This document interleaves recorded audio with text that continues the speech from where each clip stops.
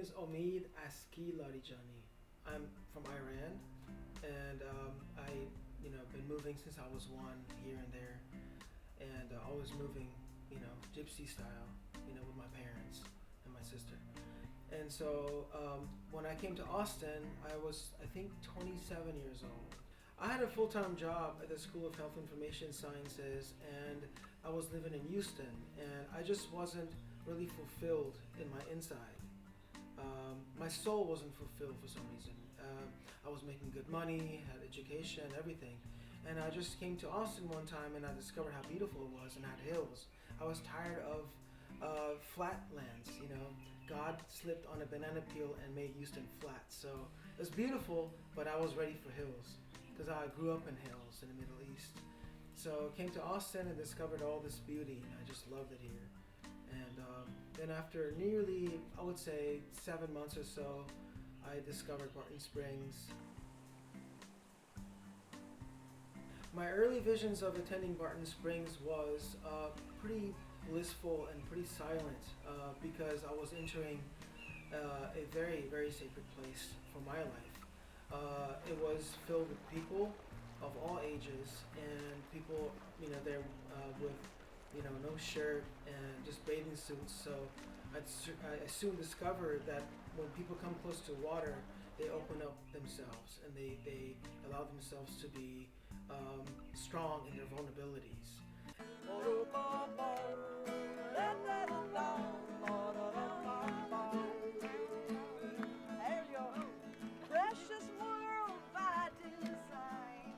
The Springs is a mirror. It's attractive. It brings people to see themselves. And so doctors come there, masseuses come there, acupuncturists come there, musicians come there, artists come there, filmmakers come there. All the schools of thought come there. It's my first home. It's where everyone congregates. It's the university. And I treat it like that because people come to share openly with no blocks of nothing. Every single time anyone ever jumps in that water, including myself, no matter how many times, it's the same feeling of freedom. No matter what's on my mind, good or bad, if my rivers inside are dirty, it cleans me immediately. So it's very sacred for me.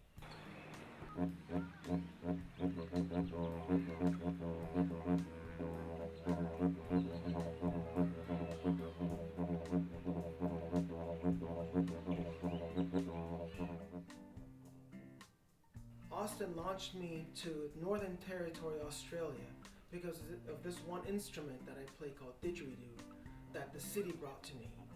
And I discovered this instrument. Anytime I played it, especially at Barton Springs, people would come together like it's cold outside and there's fire.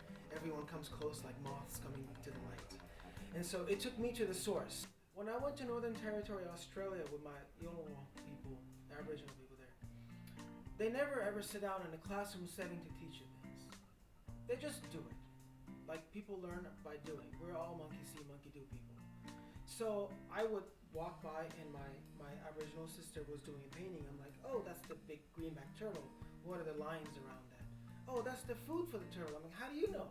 Did you go snorkeling in there? How do you know? She says, we just know, and we know the patterns, we paint them. So it struck my interest to do art. When I came back, I discovered that art is the language of nature. When I came back to Austin from that ceremony, I had not done art in 10 years. No art in 10 years.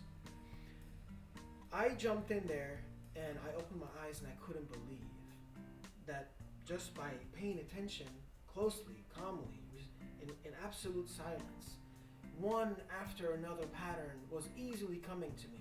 I would jump in, jump out, do an art piece immediately, small one. Jump in, jump out, do another piece. The way I express my gratitude to the land is visit it as much as I can, just like a relative, and allow it to visit me, like the winds coming through, and I allow it to come through me through creativity. And so my art is the way to connect. My art, music, dancing is the way I connect my heart and soul to the land and feel her as one. The land is the mother. It's where we come out of. We go back to tell the story.